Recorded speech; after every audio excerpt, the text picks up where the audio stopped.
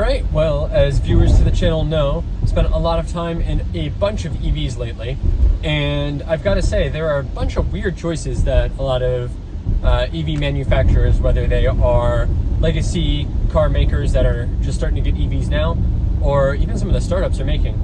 So stick with me, I want to tell you all about it. Let's drive.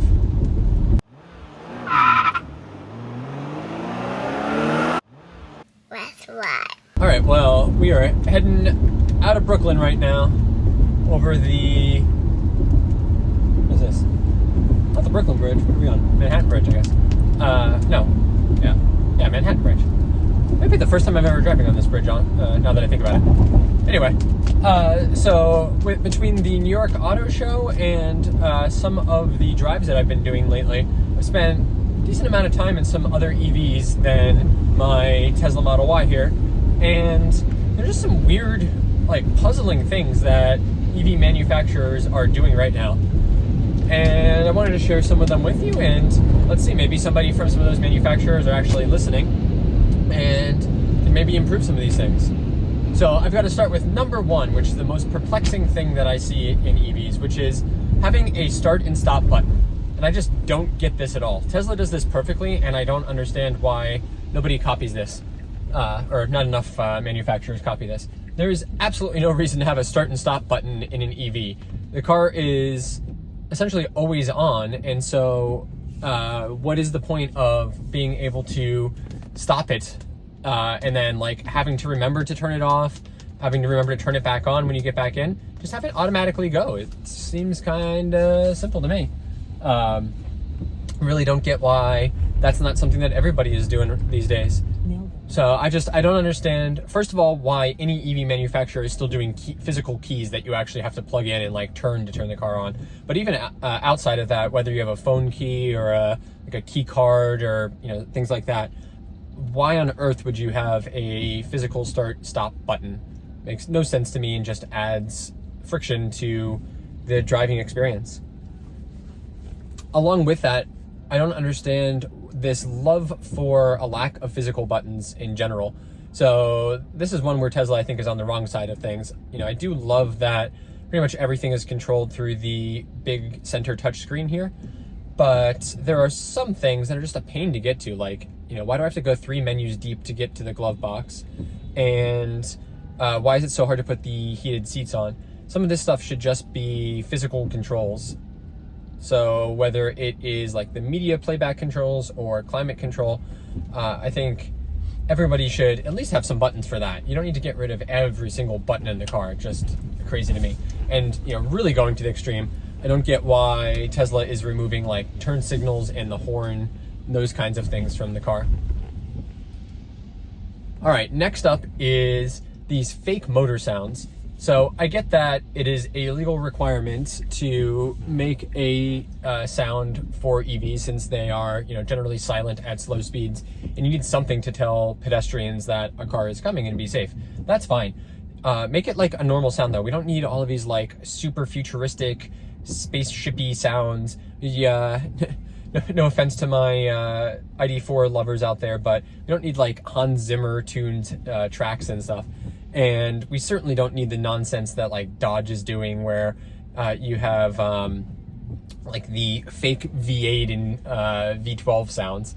It's nonsense. One of the nice things about having an EV is gets rid of that noise pollution. We don't need to be adding back to it by having all of these fake sounds again. It's just absolutely ridiculous. And I've heard some really bad, fake, cheap sounding sounds from some EVs lately. Nissan. All right, next. I don't know if you would say that this is something that they're not including, but I would say having slow charging is an absolute must not have on a car. I'm sick of these cars that charge at 50, 60, 70 kilowatts. That's just absolutely horrible. It's great to see, cars from the Hyundai group really leading the way with their eGMP platform. Even the Hummer EV, for all of the downsides to it, awesome charging from that. And it's cool to see them, pushing the boundaries of the technology. And even, Tesla's doing pretty good. Even some of their, more affordable cars like the Model Y that I've got are capable of 250 kilowatt charging. So, you know, I get if you're like on a super affordable car like a Bolt or a Leaf, you know, having that faster charging kind of adds to the cost of the car, which would take it out of that affordable range. But, you know, for kind of like the, you know, cars that are over $40,000, over $50,000 even, there's no excuse to have such slow charging speeds. And I get that, you know, some of those are designed for like city use and not necessarily road tripping, but, you know, it's just got to change. It's really doesn't work. Now, that's not to say that you absolutely need the fastest charging all of the time. There is certainly a use case for, you know, AC level 1 and 2 charging, but you know, for any car that you're expecting people to go more than about 100 miles at a time in, you've got to be able to support faster DC charging than that. All right, my next one, huge one that seems really strange that not everybody is following, but I think EVs absolutely have to have true one-pedal driving. And what I mean by one-pedal driving is what my Tesla here has, and most EVs do, but not all of them, which is where you never need to actually use the brake pedal at all if you can time things right. And that means that the car will actually bring you to a full and complete stop through regenerative braking and potentially like blending in friction brakes as you're driving too, if necessary. But a lot of the time, like just the regen is plenty.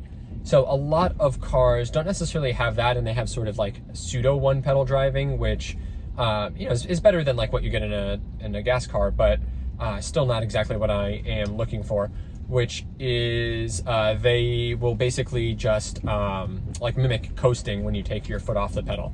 So it'll slow you down, but it'll never take you to a complete stop. So Nissan does this with the Aria, which is very surprising to me.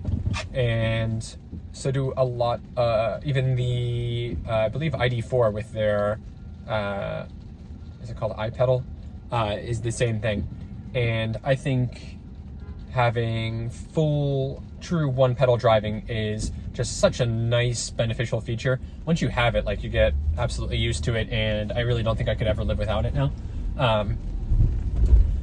And it is better for the car because you're not actually using the physical brakes a lot of the time, so brakes last much longer. And it's just better as a driver too, not having to like switch back and forth between the gas and the brakes, even like driving through the city like I am right now.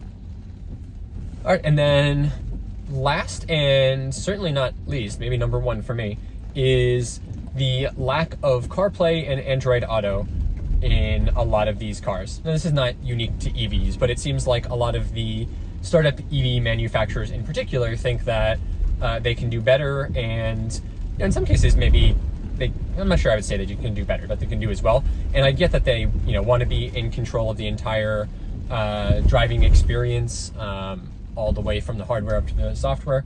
But I don't agree. I think you should give your customers the choice and the option to use what they like most.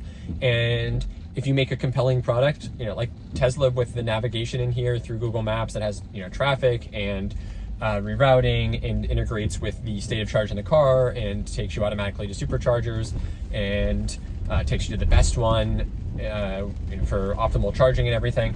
All of that stuff is great. Like, I would use that over CarPlay on road trips. But there are certain times like this right now, I wish I could use Waze to find potentially a better route here through the city because traffic is awful. So I just don't get that at all. Plus, you're just missing some features. Like, I would like to be able to listen to my podcasts on Pocket Cast or use the Audible app and not just like be tethered to Bluetooth for all of that stuff. So I wish they would give you both options. I don't think it needs to be, one or the other. And it's really shocking to me that left onto West Street. Even though so many customers have identified that CarPlay is such an important thing to them and like a requirement as they are shopping for cars, more and more manufacturers are like actually going the opposite direction now and even removing it. So Chevy is the first one there, but I wouldn't be surprised if others follow there as well. And then Tesla and Rivian have basically said, they're going to stick with their own thing. And I don't think that CarPlay or Android Auto are on the horizon at all. So pretty disappointing, and I wish that they would rethink that and give us the option. All right, well, those are my top things that I think EV manufacturers are generally getting wrong right now. Now, of course, having an EV is absolutely fantastic. I love it so much more than a gas car. Just the driving experience, the immediate power and torque that you get, the ability to basically, have your car filled up every single night at home, the how much cheaper it is to fill up with electricity than gas, and of course the environmental and noise benefits of an EV as well over gas cars. So those annoyances aren't enough that they're going to keep me from sticking with an EV or anything like that. But they are some things that would potentially influence my decision in the next car that I get. So I hope that some manufacturers are potentially listening to this, and I hope that if you're someone who is interested in buying an EV right now and considering different options, these are some things you should definitely look for and make sure that you consider in your EV buying decisions. All right, well, definitely let me know below what are some other things that you think car manufacturers in general, or more specifically EV manufacturers, are getting wrong right now. I'd love to hear from you. Let me know if I missed any. With that, thanks so much for watching. Hope you liked it. If so, please do like and subscribe. Got a lot of other EV content coming out on a rapid pace right now. With that, thanks for watching. See you out there on the road.